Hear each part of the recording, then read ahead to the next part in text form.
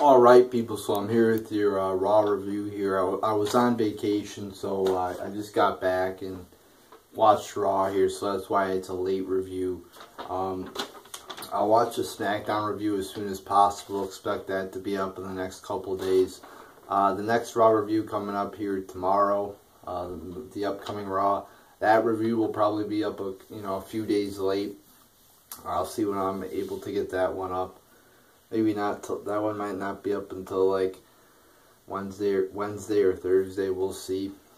And then the next SmackDown. See, this just WWE is just overwhelming me with so much fucking content. I mean, they were bragging about their network. Oh, we have 6,000 hours of on-demand content now. It's like, great, yeah, you know. They're like, that's enough for you to sit down and watch it for 8 hours per day, and in 2 years you still wouldn't finish. I mean, and they're actually bragging about it. It's like they're bragging about the amount of content they have when they're overwhelming their fans with content. I mean, nobody wants to watch 5 hours of shitty wrestling per week, but never mind that. Let's just get into this review. First, I want to talk about there was no Lesnar and there was no Finn Balor. What the fuck is that?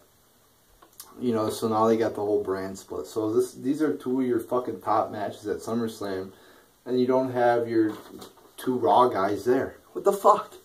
You could make an argument Lesnar's a part-timer. I still think he should be there. I mean, come on. It's fucking 4 weeks to build. 4 fucking days. You can't get the guy there for 4 fucking days? What the fuck is that? That's all you need. 4 days. You need to show up to work for 4 days. I mean, come on. What, 4 days? When's the last time he's been here? WrestleMania? So all we're asking in a span of 6 months is him to be there, what? You know, the 4 weeks before Raw. You know, so let's say he was there for the SmackDown and then Summer. So let's say 6 days. You know, oh my God, he's got to show up for 6 days.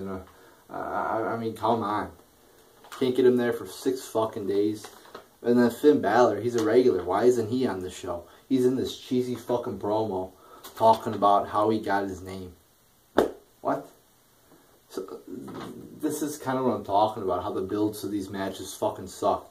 You got Finn Balor, oh, I got my name from this fucking guy from 1,000 fucking years ago who fucking hurt himself for some fucking reason because he was a fucking dumbass, and this fucking big-ass dragon or whatever, demon, whatever the fuck. I don't give a shit about his name. That doesn't build to the storyline at all. I don't give a shit about... This should not be the time for whether... I mean, okay, you could put a fucking video on their YouTube channel, have him talk about his name, whatever the fuck. But why is this included in the SummerSlam build? This is like the main idea of the fucking SummerSlam build now. Is Finn Balor's fucking name? What the fuck? That's so fucking dumb, but... I'm not going to go on about that forever. But the fact that Lesnar and Balor were not there present is fucking dumb. So anyway, we get Jericho and Kevin Owens, Enzo and Cass promo to start off the show. I thought it was a quality promo. I mean, these three guys, because Cass just stands there like a total fucking retard because he doesn't really talk that much. But the other three guys are really cutting good. I mean, these three guys really can cut some pretty good promos. I mean, there was some good insults going back and forth. I think especially Owens and Jericho are both pretty fucking funny. So I like this promo. A lot of good back and forth here.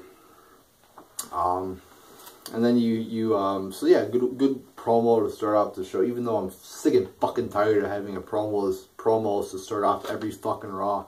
This was a good promo. Like I said, some good jokes, some good back and forth. So then we get a match. We have Jericho and Enzo ending in a DQ. Actually, Jericho did win there. There was some interference, and Jericho won. The match I thought was pretty boring. You had Owens at ringside, and then you had Owens at ringside, and then you had Cass too, and then there was interference, whatever the fuck. I gave it 1 out of 5 stars. Wasn't really anything too special. And then they make a match for SummerSlam, a tag match, which is, I mean, I like the guys in it. I'm not really a big fan of Cass, but I like all the other guys pretty much. But you know, it's just like they could do more though with these guys. I mean, they're kind of in like a tag team match that means nothing. Just a fucking tag team match that's kind of just thrown together. So it's like, I don't really care for it. It's like, look at Owens. I mean, Owens is really talented. I love Owens. And he's just in a fucking, you know, normal fucking tag match. I mean, it's like, that nobody's going to give a shit about. So yeah, I gave that 1 out of 5 stars. Then we have Braun Strowman defeating a jobber. I mean, this is the same shit. It's nothing good. They've been doing it for 3 weeks now. Okay, we get it. He's beating up fucking no-name jobbers. What point? I mean, I get it. You do it for 1 week, establish him as a jobber.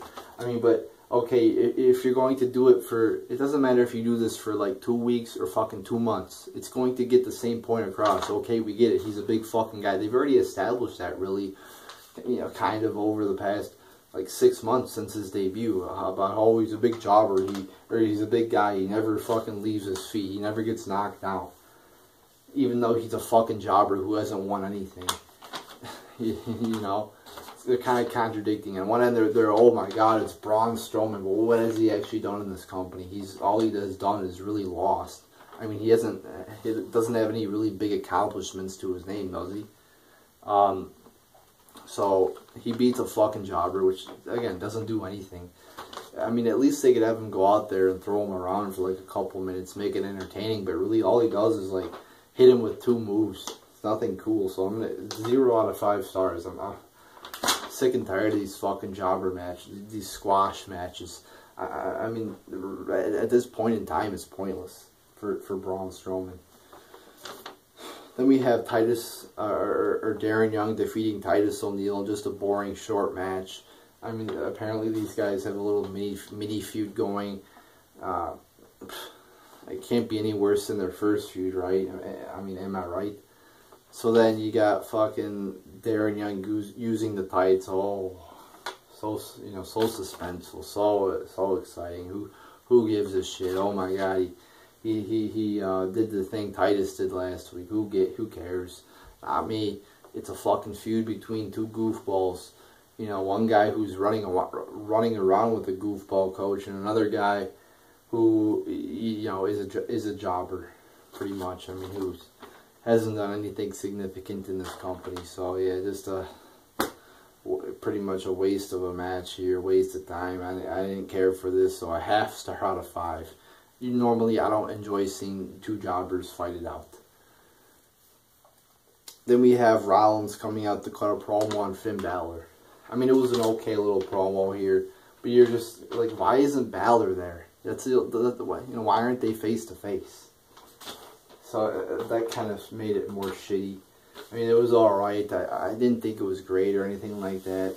I mean, he had a few good things in there where he's like, oh, you know, Balor, you said I was just handed this title opportunity or whatever the fuck, and he kind of argued back at that point. So, I mean, there was a few good moments in here, whatever you want to call them, but, I mean, there's no Balor there. I mean, it's not like it was a great promo. It was okay. It was an alright little promo, but no Balor. I already talked about this, so I'm not going to talk about it really, but that just fucking ruined it. It ruined a big part of the show for me, that there was no Finn Balor. So, yeah, an okay segment there. Then we have Cesaro defeating Sheamus, and again, an alright little match here. It wasn't great, it wasn't shitty, it was in between, so I gave it 2.5 out of 5 stars. Kind of just mid-card fuck, you know, it's like Cesaro just keeps going through the mid-card. Oh my god, it's like so fucking boring. You see the guy with so much talent in Cesaro, but oh, it's Cesaro versus Sheamus. Oh, it's Cesaro versus Kevin Owens. It's Cesaro versus another mid-carder. It's like, it's the same cycle, and they never even put him close to the main event. It's like, why not? He has so much talent. So I gave this 2.5 out of 5 stars. Then we have Neville and Sin Cara defeating the Dudleys. Just a waste of time jobber match here. You know, 0 out of 5 stars. Then we have the Rusev marriage.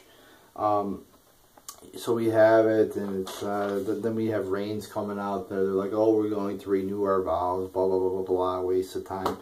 Then Reigns comes out there, and I mean, I got to give him credit. He actually had a few good insults there. You know, whether they were pre-scripted, which they probably were. But I mean, nonetheless, he he actually seemed a little bit more or less scripted than he usually is. So, I mean, I give him credit. A few good insults. I'll say it was better than your typical Reigns promo there. So, and then you get Lana falling in the cake. Oh, we haven't seen that before. It's not like that's anything. Oh, yeah, you know, I'm sure the fucking 6-year-olds were laughing at that. I mean, that was just... Alright, so my phone ran out of video storage there, but I will continue. I downloaded some apps while I was on vacation, so I deleted some of them, some apps. So hopefully I will have enough room to finish this video, or else I will have to make another video and add it on, so whatever.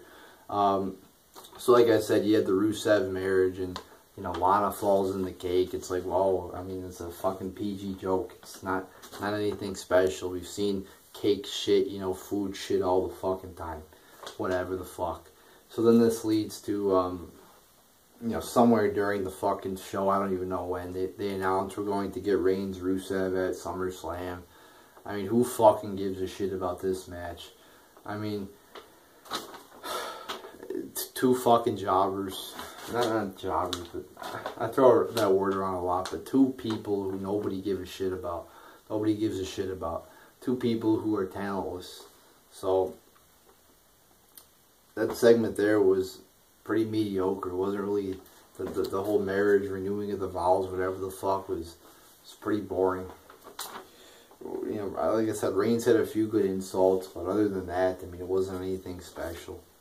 And we have Sasha Banks defeating Dana Brooke in just a short, boring, pointless match. The whole point was, oh, there was a stipulation if Sasha lost, Dana, you know, it would be a handicap match. And correct me if I'm wrong, but I thought like Sasha came into Mick Foley's office and she's like, yeah, I want a handicap match. I thought she was saying that. Correct me if I'm wrong, but so then this match didn't make sense because if Sasha won, then there wouldn't be a handicap match, and that's not what she wanted. I might be wrong on that, but I could have swore that's what she was saying to Mick Foley earlier in the show. But nonetheless, this was just a pointless fucking match. And see this, instead of building to your fucking match here at SummerSlam, you had this match which didn't do anything. The match is still the same. The stipulation is still the same. So why not cancel this match and actually build something for the match? Have a promo. Do something instead of this bullshit. So this sucked. It was short and it was boring. So 0 out of 5 stars. Then we have, usually I don't talk about backstage segments, but I have to talk about this. There was a very fucking funny one with the club acting as doctors, talking, you know, threw in a few really funny ball jokes in there. I gotta say, that was really funny. But I just wanted to say that. Then we have Gallows defeating Kofi Kingston. Same thing here with it's really same thing as the Divas match. It was only a couple minutes long. So many matches they put on are just a couple minutes long, or a few minutes long, or even 5 minutes. You cannot have a good match that's only like 5 minutes long. You gotta find. I'm always saying, have longer ass matches, and you know, have 10, 15, 20, 25 minute matches on Raw. Especially when you have a 3-hour show, you can do that. So this match was just shitty, boring, didn't get anything done. Zero, you know, they try to hit Kofi with the ball bust or whatever the fuck you want to call it, and Woods, you know, stops him, but I mean, it's nothing good really. So 0 out of 5 stars here. Just thought this was really fucking boring. Then you get your main event. So apparently the main event is, I mean, you got fucking SummerSlam coming up in 2 fucking weeks, and your main event doesn't even pertain to fucking SummerSlam. I mean, how fucking well, the advertisement event was Mick Foley invites Daniel Bryan to fucking Raw. Really?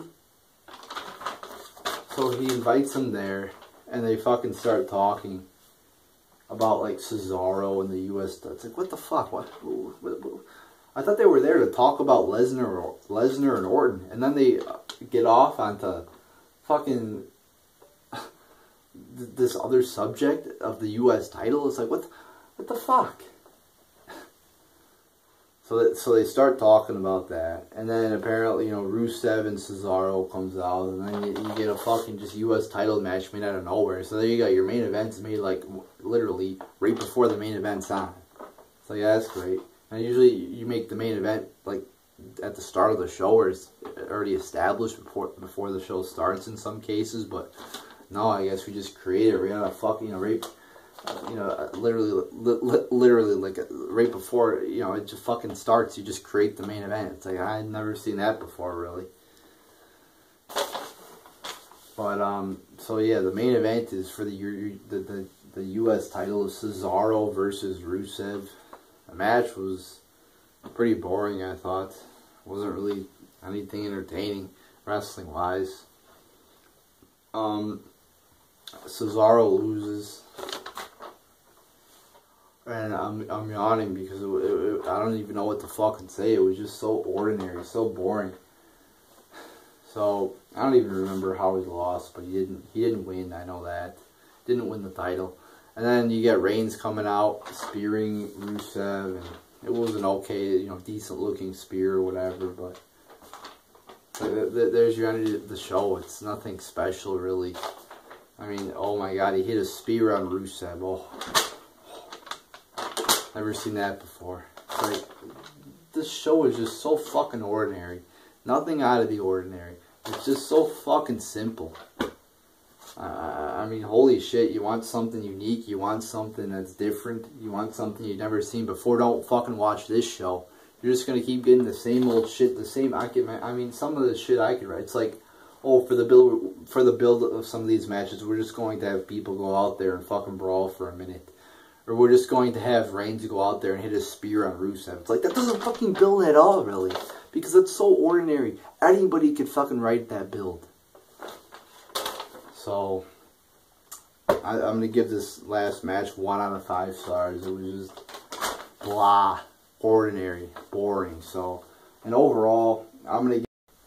So my phone ran out of space again, but like I was saying, gave this show 1.5. I think that's what I was saying. 1.5 out of 10 stars. It was a pretty shit show. Like I said, no Lesnar, no BALOR. That really made it shitty, and just your fucking typical Raw. I'm not going to talk too much about it because I've already felt I've explained it quite a bit, and this video has gone on pretty long, and I'm about ready to go to fucking bed right here because I'm tired.